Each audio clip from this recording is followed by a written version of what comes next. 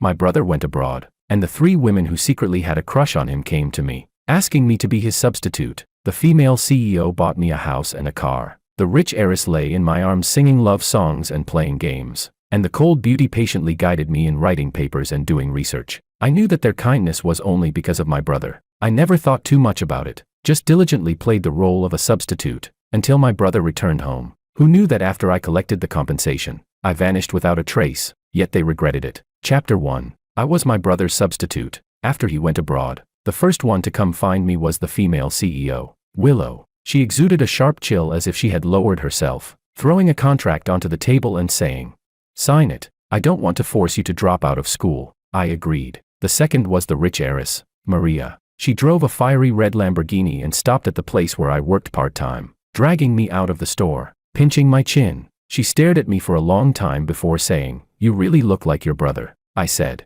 "You want me to be the substitute, don't you?" She smiled. "That works too." The third was Sophia. She never explicitly mentioned the word substitute, but after my brother left, she took me to write papers and do research, and often lost herself staring at my face. Others asked me how I managed to conquer the aloof goddess. I said, "With my face," but it should be in parentheses, "with my brother's face." Chapter 2. Except for our looks, my brother and I had almost nothing in common. He did things boldly and swiftly, with an extraordinary presence. I, on the other hand, was always slow. To put it nicely, I was just a smooth and gentle guy. To be a good substitute, I tried imitating my brother's words and behavior, but they were not satisfied. Willow sneered, saying my imitation was clumsy and boring. Maria laughed until tears came out, thanking me, the low-budget version, for bringing her endless amusement. Sophia silently watched me for a few seconds, then frowned her beautiful brows and scolded me as disgusting. I reflected bitterly. The substitute market is too competitive these days. If I didn't upgrade myself in time, relying only on this face, my competitiveness was actually pretty average. I see that someone is already preparing to undergo plastic surgery to look like my brother. After pondering all night, I had an epiphany. They liked my brother, and hoped my brother would like them too. But my brother was focused only on his career, never dabbling in romance, and didn't even have a single female friend around him. Whereas I, since childhood, had always been surrounded by beautiful girls, often making them giggle with joy. I thought, they must like it even more if my brother could coax them, right? Chapter 3. It was the second year of me being a substitute, when Willow called and asked me to come over. I was at Maria's house playing games with her. She asked, "Where are you?" Maria was deeply focused on the game, not looking my way, so I answered honestly, "At a friend's house playing games." Willow hung up and sent me the address for this meeting. It was a newly opened art gallery. I glanced at the clock on the wall and was speechless. It was already past 10 at night, going to see paintings instead of sleeping. Wasn't this purely? A transfer notification popped up. Alipay deposit, 100,000 yuan. Right, this was something only an art enthusiast with pure passion could do. Just as I was feeling pleased, Maria pulled me toward her. She leaned on my shoulder and casually asked, "Who called you?" I said, "My dad won 100,000 yuan in the lottery and told me to come home." Maria clearly didn't believe me, but she didn't press further. She simply dragged me to play 3 more rounds before letting go. She wasn't someone easy to fool. Sure enough, when I reached the door to put on my shoes, she suddenly asked, "Was it Sophia?" Sophia was the one I had the most contact with, so it was normal Maria suspected her. I nodded readily. The experimental data had issues. She asked me to go back and fix it. I was afraid you'd overthink, so I lied. She smirked faintly. "What's there to lie about? Do you think I care?" I lowered my head, pretending to be very hurt, and whispered, "I'm sorry, it won't happen again." Without waiting for her response, I turned and left. Back then, I had only asked her if she wanted me to be a substitute for one reason. She was stunning. Her beauty was breathtaking at first glance, especially her eyes, which seemed to hold galaxies within, radiant with confidence. But to be honest, no matter how beautiful someone is, after 2 years you'd probably be tired of it. Not to mention, I was really busy lately. At first, it was fine. The 3 of them were disciplined, not contacting me too much, and every meeting never lasted over half an hour. But maybe I was too professional in playing the substitute, because recently, they had been clinging to me more and more. With graduation approaching, everything piling up together, even I, the so-called master of time management, was starting to struggle. I decided that after this game season ended, I wouldn't play with Maria anymore. The taxi stopped. I paid and got out, seeing Willow under the dim streetlight, dressed in an OL business suit, exuding capability and elegance. I quickly put on a sweet smile, walked toward her, and pulled her into my arms, whispering in her ear, My dear, I missed you so much. Did you miss me? She lowered her gaze, her fingers tracing my eyebrows and eyes in the air. The strict, meticulous work machine suddenly revealed human emotions. She said seriously, I missed you a lot. Parentheses, I missed your brother a lot. I silently completed the sentence for her in my heart. Chapter 4. Willow, who seemed the most deep-minded, was actually the easiest to handle. I held her hand tightly, rubbing my face against it. She didn't refuse. I reached out, trying to intertwine our fingers. This time, she pulled away. A domineering female CEO always has some quirks. Willow's quirks were well known in her circle, and everyone deliberately avoided touching on them. She hated people touching her, especially skin-to-skin contact. Usually, she covered herself up tightly and kept piles of gloves at home. It had taken me 2 years just to make her allow me to hug her through clothing, but I had once seen her holding my brother's hand, carefully treating his wounds. I bit my lip, gently stepped back 2 steps, and hooked her arm through her sleeve. Cutie, why did you suddenly feel like seeing paintings? As usual, she was taciturn, not answering my question. She led me into the gallery, and only then did I get the answer. It turned out my brother had released new works. Willow stared at the painting, lost in thought. I was so sleepy. Yawning, I looked around in boredom. Not just this one, the majority of the gallery's exhibits bore my brother's name. He was endlessly energetic. Painting wasn't even a hobby for him, just something he did casually when he had spare time. So most of them were unfinished, the quality hard to describe. He probably never expected them to sell. The buyer was most likely Willow. I asked her, if I could paint too, would you buy mine and hang it here? Her expression stayed calm. Don't compare yourself to him. What she meant was, I didn't measure up. I stubbornly pressed. I'm not comparing. I just want someone to treat me that well too. Is it really impossible? A flash of irritation darted through her eyes. At last, she shifted her gaze from the painting to me, her voice turning cold. If you don't want to stay, then leave. I deliberately let my eyes redden at the corners. I'm not being unreasonable. Get out. As expected, Willow cut off my still unfinished excuse and ordered me to scram. I quickly rolled out. Too sleepy. I still had class tomorrow. Who had time to stay here and watch her miss my brother? Crazy. Alipay deposit, 100,000 yuan. A rich, foolish female CEO. I love her so much. Chapter 5. After that, neither Willow nor Maria came to see me, so I was finally able to calm down and study with Sophia. In the end, my grades turned out quite good. After the exams, I invited Sophia to dinner at a fairly upscale restaurant. Never in my life did I expect to run into Maria there. And Maria wasn't alone. She brought along a handsome man. The two of them were unusually intimate. I took the chance to snap several photos. The gaming season had ended, my rank had gone up, and I'd been worrying about how to find an excuse to end things with her. Well, here it was.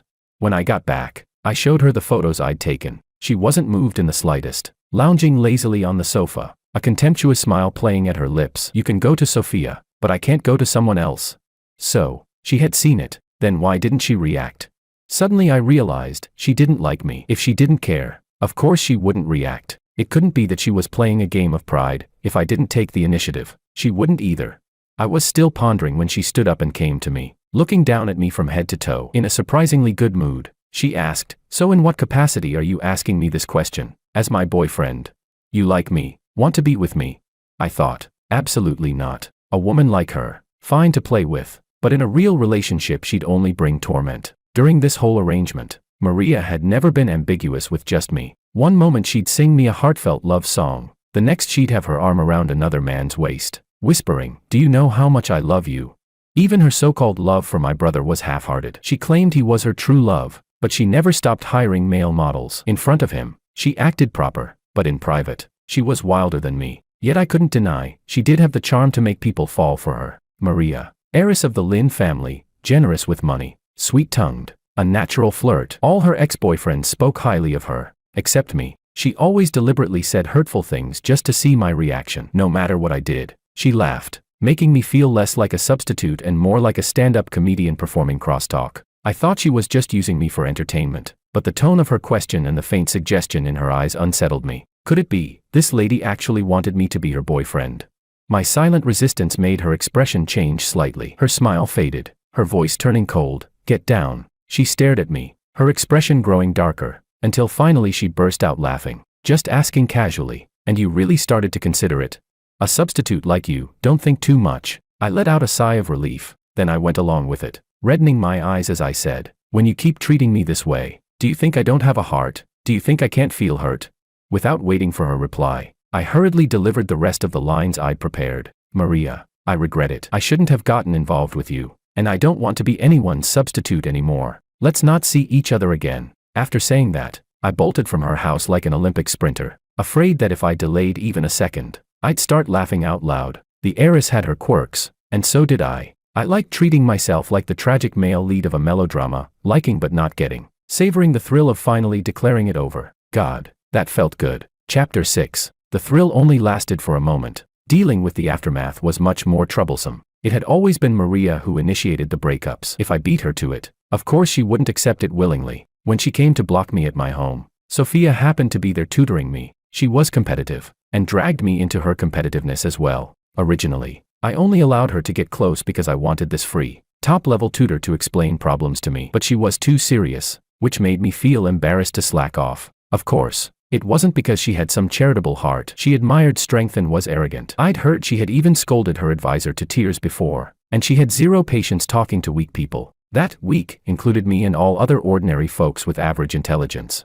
Now, the fact that she could tolerate my pestering, praise me for having talent, and seriously teach me, was still for the sake of my brother. She didn't want me to embarrass my always top-ranked brother, and I had to admit, she did have real ability. In 2 years, she helped me secure the #1 spot, and even gain the qualification for guaranteed graduate admission. After finishing an explanation for a problem, she once again stared at my face in a daze. I adjusted my angle to make myself look more like my brother. The heat in her gaze was completely unrestrained, burning in a way that clashed with her cold demeanor. The silence was shattered by loud, heavy knocking. From the sound alone, I knew it was Maria. Sophia asked who it was. I said it was a neighbor. Maybe someone downstairs whose car wasn't parked properly. She moved as if to get up and go with me, but I pressed her back down, refusing to let her. The moment I opened the door, I saw Maria, dark, furious, her expression twisted. She sneered. "Took you long enough to open the door. Who's inside?" Afraid I'd see.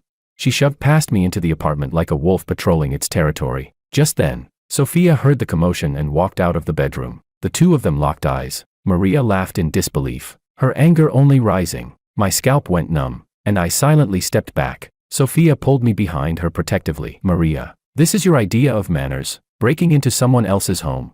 Maria tried to drag me out from behind her, but Sophia pressed her back, blocking her attempt. Grabbing Sophia's wrist, Maria snapped impatiently, "I'm here for my boyfriend. What's it got to do with you?" Sophia turned to look at me. "Do you like her?" I instinctively showed a bitter smile, but then I remembered, I was no longer a substitute. I didn't owe Maria any professional ethics, so I bit my lip, shrank timidly behind Sophia, and whispered, "I don't know her. She's making things up." Maria gritted her teeth, so angry her eyes even seemed a little red. "George, come out. Let's talk properly." After all, looking for a substitute was hardly something to be proud of. Chapter 7. I was certain Maria wouldn't dare expose what happened between us in front of Sophia, who also secretly liked my brother, and Sophia, being upright, had never bluntly told me to act as a substitute. We were clean and innocent. Maria wouldn't suspect I had anything going on with her, so I said righteously, "There's nothing for us to talk about." Then I tugged at Sophia's sleeve, deliberately playing weak. "Sister Sophia, she's so scary. Should we call the police?" Maria's face turned darker than the bottom of a pot, and she spat out 3 consecutive good. Her dangerous gaze fell on me. "Scumbag, you said I was the only one. Said you only liked me. Was that all a lie?"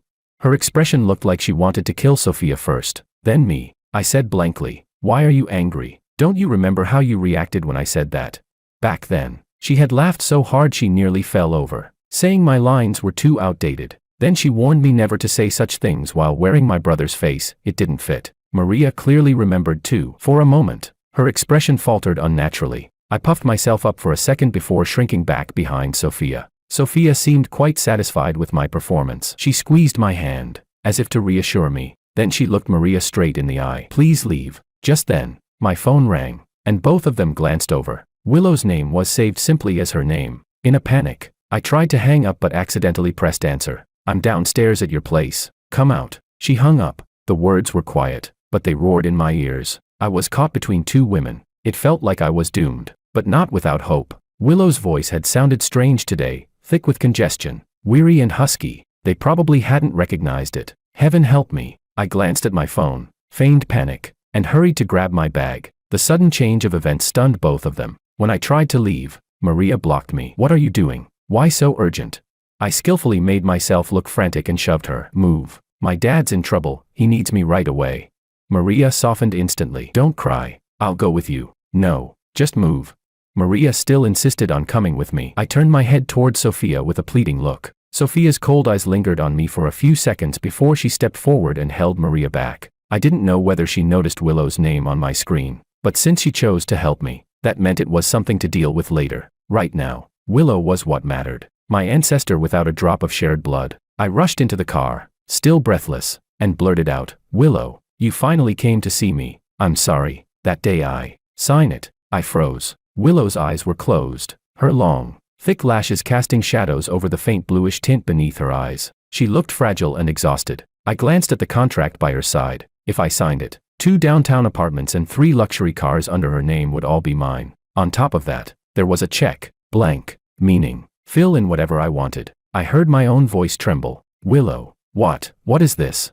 Luis is coming back next month. She lifted her gaze to me and continued, her voice devoid of emotion. It's time to settle accounts. Chapter 8. I almost wanted to cry out of excitement. I guess I was just inexperienced. When I was little, I was kidnapped by human traffickers and wasn't brought back to the Wong family until I was 16. I never fit in with the Wong family. I wasn't smart, not as outstanding as my brother, and I even embarrassed myself often. To earn my parents' affection, I tried my hardest and got admitted into the best university in the country, but they weren't happy, because I had gotten into the worst major there. Meanwhile, my brother not only had guaranteed admission but also casually took the entrance exam and became the top scorer in the country. No matter what my brother did, he excelled, and me, the only area I slightly surpassed him in was dating. Later, I accidentally overheard their plan. They wanted me to marry a woman 10 years older than me, someone whose looks and character I didn't even know, as part of a business alliance. Terrified, I ran away from the Wong family that very night. They called me,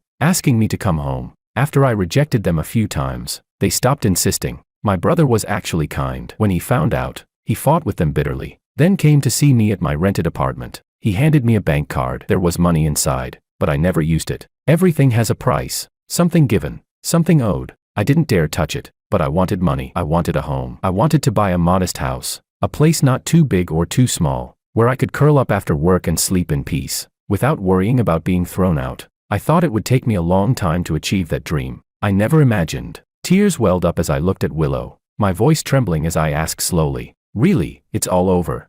Willow didn't answer. It was as if she didn't want to look at me, or perhaps she was just too tired to speak. I should have acted a little more, but these things were far too tempting. I couldn't resist. I signed immediately, signed fast, as if I had been impatiently waiting for this day all along. Willow turned her head slightly. That was when I realized something was wrong. If she gave me so much, there had to be a perfect ending to it all. Clutching the contract, I squeezed it so hard the paper wrinkled in my grip. It hurt like hell. With an ugly smile, I forced the words out, after the settlement, will we still be friends?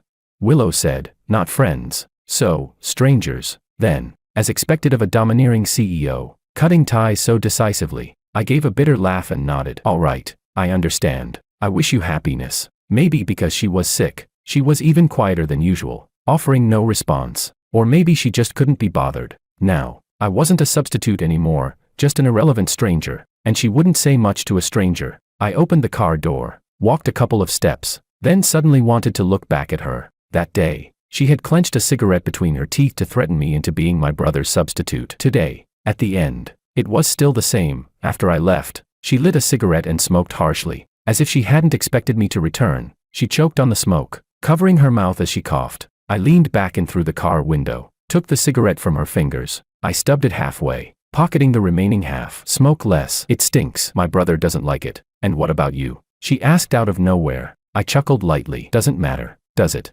President Liu? The color drained from her face. I had never thought the word wilted could describe her. Her sorrow came so suddenly, so inexplicably. The old me might have overthought what her emotions meant at that moment. Not anymore. Strangers, what was there to say? Chapter 9. I never went back home. Maria nearly blew up my phone. Even after I blocked her, she always had new numbers. Later, I finally changed my SIM card to get some peace. With Sophia, I kept my words measured. The closeness we had built up over 2 years, I pushed it all back myself. She asked if I needed help. I said no. She asked why I knew Willow. I said it was none of her business. After that, she stopped saying anything at all. I began preparing for going abroad. Our school had a study abroad program before. I had given it up painfully in order to save money for a house. But now, with the house secured and money enough, I gathered all the materials and submitted them. As expected, the review passed. The day I flew abroad happened to be the same day my brother returned to the country. His flight was in the morning, mine was in the afternoon, but I was pressed for time. I couldn't meet him in person again. So I stuck to the plan, asked my friend to return to him the bank card he had once given me. I didn't tell anyone I was leaving. Right before boarding, a flood of messages suddenly popped up on my phone. That day you went downstairs, was it to see Willow? George, where are you? How dare you two-time us? You're dead. It was obviously Maria. I was baffled, and couldn't help but reply, what do you mean two-timing? It's not like we were seriously together, why be so mad? She immediately called. I hung up. She called again. Finally, I threatened her, call again and I'll block you.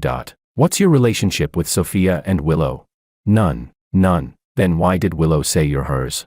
I wasn't surprised that they found out I had been substituting for all three. My brother loved crowds, was well liked, and of course his return had to be celebrated with a big welcoming banquet. Sophia, Maria, and Willow were closest to him. When the three of them met, it was inevitable that something slipped. What did surprise me was Willow's words. Clearly we had settled things, so why would she still say that?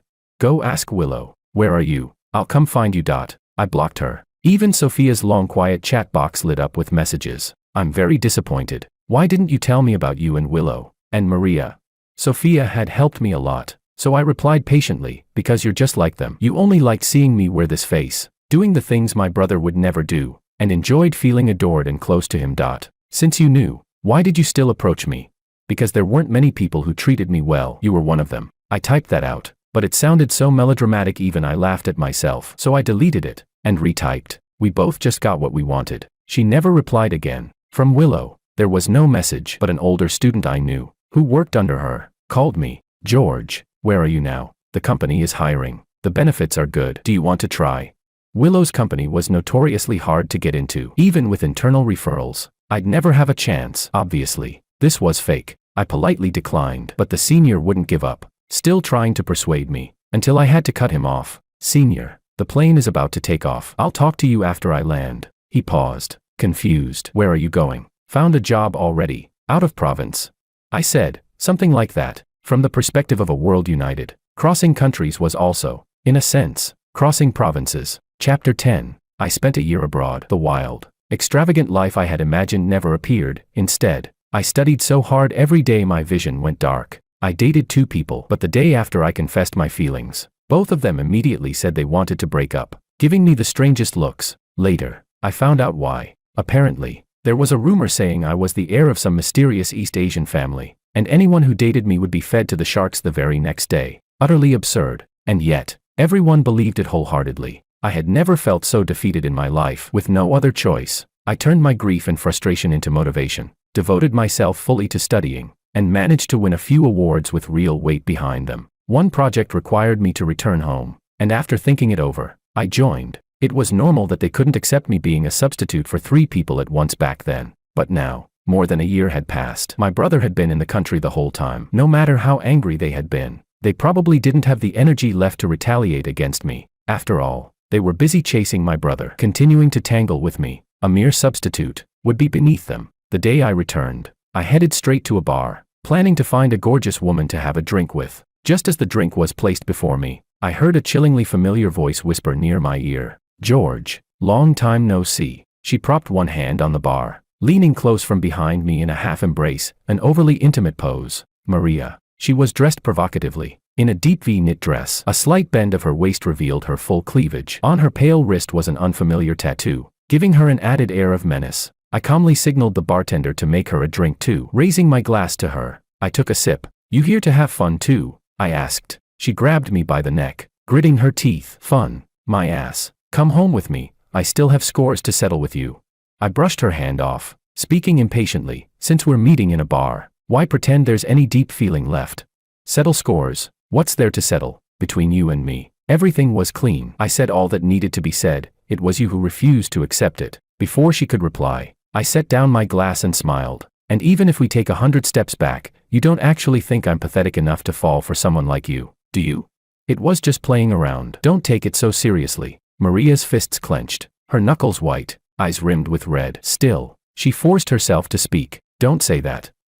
George, it was my fault before. I trampled on your feelings. Now I just want you to give me one chance. I laughed even more brightly, leaned close to her ear, and whispered, you have no chance. In those 2 years, Maria, I never once had feelings for you. Chapter 11. People are really strange. Back when I was a substitute, I sincerely treated them well, studied their preferences, tried to meet their emotional needs, and they dismissed me with contempt. But once I left, once I told them the truth and began treating them the way they had treated me, instead of being angry, they came sticking to me like simps. This project also had Sophia participating, so inevitably, we had to meet. She was much more mature than before, and she no longer wore the glasses she always had. She looked even more dazzling, even more attractive. In the past, when some projects needed investment, our advisors would take their students drinking. Whenever Sophia was there, I would insist on tagging along. Sophia had a weak stomach, and she was a lightweight. One drink and she was down. Some businessmen didn't like her aloof, untouchable demeanor, so they deliberately forced drinks on her.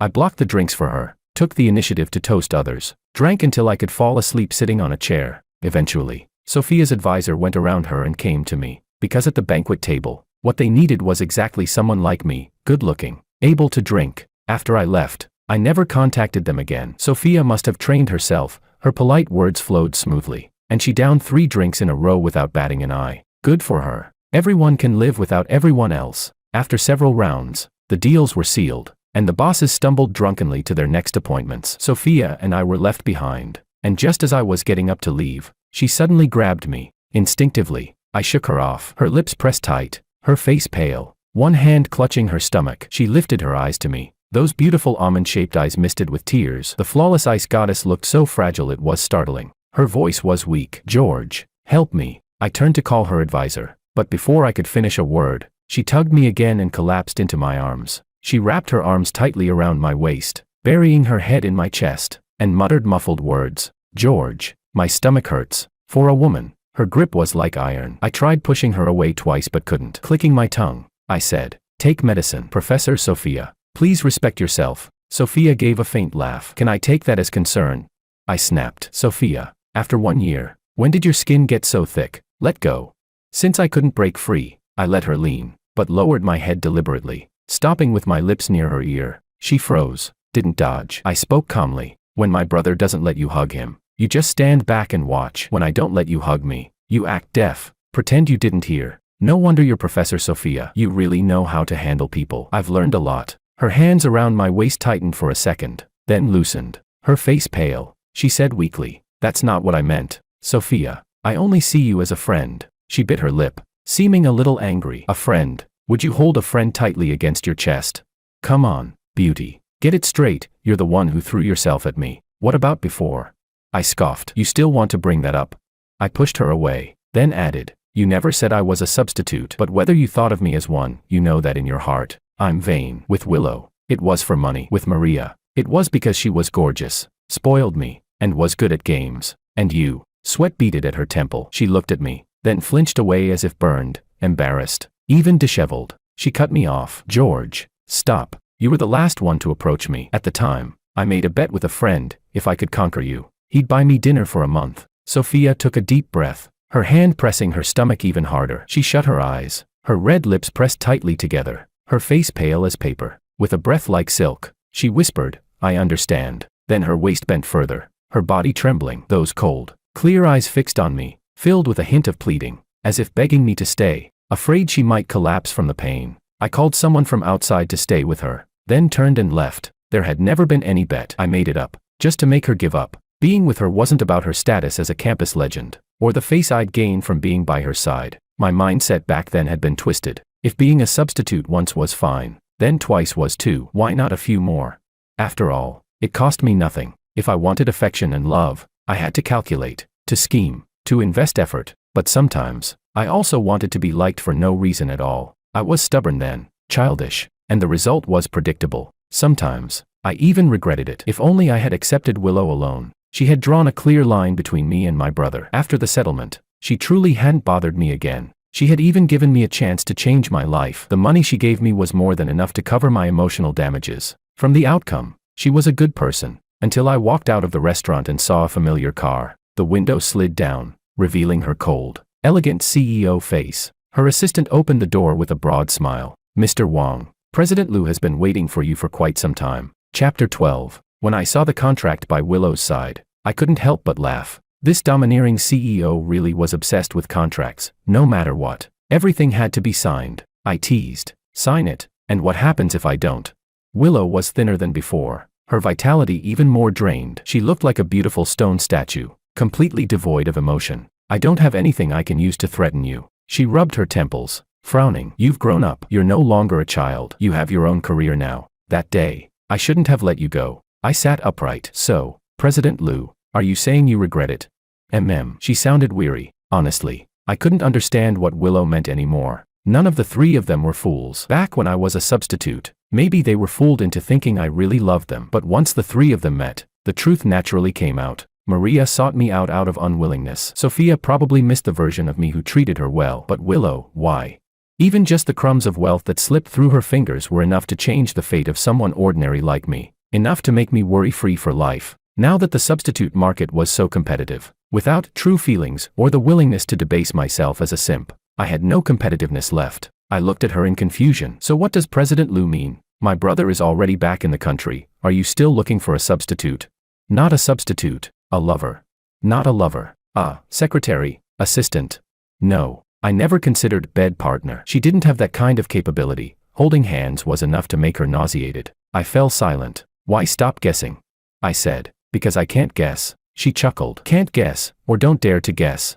Don't want to guess. I kept a cold face, reaching for the car handle. It's an honor to meet with President Liu, but since I don't know what you mean, and it's already late, I'll be leaving now. Goodbye. She propped her head on her hand, watching me lightly. She said nothing, but the look gave me an ominous feeling. Sure enough, when I went out later to find some fun at a bar, the security politely asked me to leave. The owner even came out personally, apologetic. This is Miss Liu's place. Sorry, I didn't believe it. I tried several other places in a row. Same result. Either Willow owned them, or her friends did. Damn these rich people. I was ready to fight them all. Sulking, I bought milk tea and wandered the streets with a friend. My friend whispered that a car had been following us. I turned around. Willow's car. Relentless. I told my friend to head home, then strode over and banged on her car window. Her face was calm, expressionless. I demanded, Willow, what do you want? Don't you like my brother? The one I like is you. Willow said, I'm pursuing you. I was stunned. Pursuing me? Are you insane? Can you just stay away from me? Didn't we already settle everything? We settled the wrong part. She stepped out of the car, her stiletto heels making her just tall enough to meet my eyes. But her gaze was so overwhelming it made my legs feel weak. She reached out to fix the hair the wind had blown across my forehead. Her fingers brushed against my earlobe. I jerked my head away, and she withdrew her hand, smiling softly. You look like you really want to hit me. I glared at her. She leaned in slightly, lowered her head, her expression devout. Go ahead. Hit me. I was speechless. What was she doing? It had only been a year. How did the cold beauty transform into a lunatic? But honestly, the offer was very tempting. I really wanted to see how a clean freak would lose her mind. I remembered all the trouble I'd suffered before because of her obsession with cleanliness. My hand itched with anticipation. Tentatively, I reached out and touched her face. She didn't dodge. Instead, she leaned closer. Continue. Chapter 13. I was stunned. This was insane.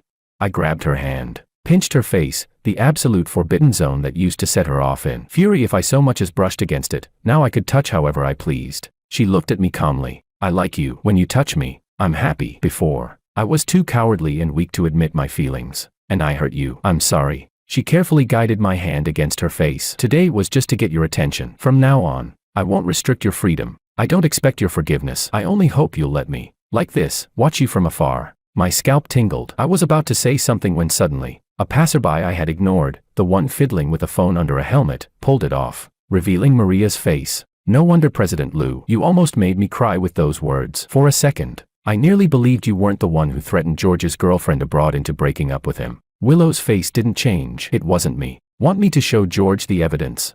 Maria walked over to my side, leaning close to whisper in my ear. Don't believe her. Business people are all heartless. They say one thing, but who knows what they really do.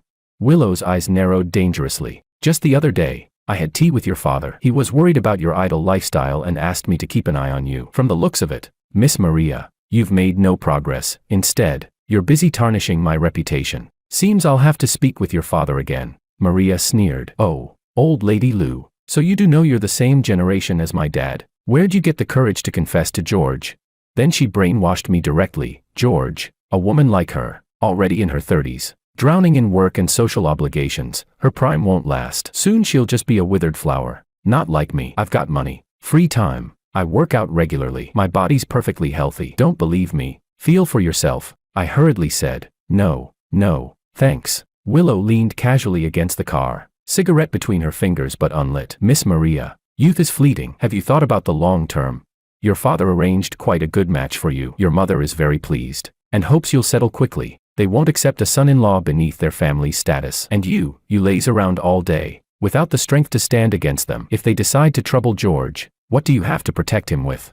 Maria's face darkened. That's none of your concern. The two of them kept striking at each other's weak spots, while I stood to the side silently eating popcorn. In truth, that older blind date partner my family once arranged for me, the one 10 years older, had been Willow. After I ran away, my brother, under my parents' pressure, got engaged to her. They spent some time together, until Willow broke it off, citing incompatible personalities. When my brother left the country, my parents still refused to give up on the alliance with Willow. They wanted me to quit school and return home, but Willow stopped them. To make my parents give up entirely, she signed a contract with me, until my brother returned. We'd pretend to be lovers. If either of us started dating someone else, or the moment my brother came back, the relationship would end immediately. I only half believed her words. The way she gazed at my face with someone else in her eyes, that couldn't be fake. I guessed she might have had feelings for my brother. But since he didn't like her, when they separated, she went with the flow and got involved with me instead, pretending to protect me, while at the same time earning my brother's gratitude.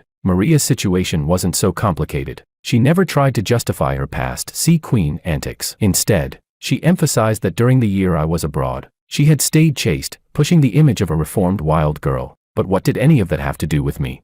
The more I listened, the more confused I became. In the end, I couldn't hold it back and cut them off. What's the point of you saying all this? Both of them turned to look at me. I honestly didn't understand. Even if I were to date, it wouldn't be with either of you. Maria quickly asked, why? Because it's disgusting. Their expressions both changed. I said sincerely, I don't mean to blame you. Those 2 years, I was young and did wrong. I never loved you. All the kindness I showed, all the affection I expressed, it was all fake. If there had been profit in it, I could have acted it out for a dog. When I say disgusting, I mean I can't stand that when my girlfriend looks at my face, she immediately connects me to my brother, even for 1 second. Not to mention, I've seen the ugliest sides of you. I'm not like you, where a few words can erase the past. I can't forget. The cigarette in Willow's hand was crushed into a mess. Maria lowered her head, her expression dark and unreadable. So, there's really no chance at all? Maria asked hoarsely. None. Still unwilling, Maria's eyes reddened, her voice shaky. If I had met you before Luis, would you have? I cut her off. Don't set up hypotheticals about things that have already happened. Even if you knew the answer, what difference would it make? The present won't change. George. I glanced at the time and gave them a polite smile. I think I've made myself clear. Let's end it here. From now on,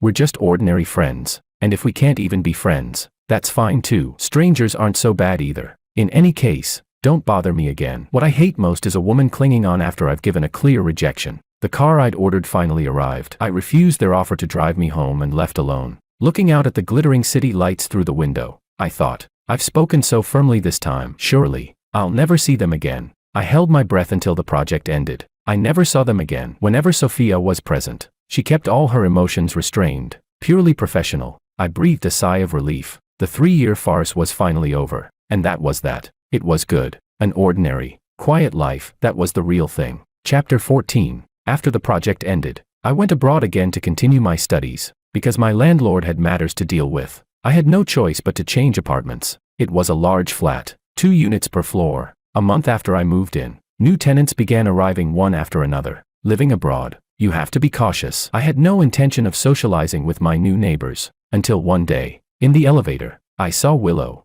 Maria, and Sophia. I froze. Maria was the first to speak. Her eyes lit up as she said, "Hello, I'm your new neighbor. My name is Jessica. If you ever have any trouble, you can come to me." Sophia, calm as ever, said, "Long time no see. George, do you still remember me? I'm Luna." Luna was the name of a senior I barely knew. My gaze stiffly shifted to Willow. She gave me a slight nod, putting on an air of cool detachment. Freya, Jessica, Luna, Freya, Maria, Sophia, Willow. I didn't step in. I just silently closed the elevator doors. Truly, top-tier comprehension. I told them I wouldn't date them, so they pretended to be someone else. Before, I thought I was wrong to feel uneasy. But no, they hadn't given up. They were back, stronger than ever. This ridiculous, chaotic farce was far from over.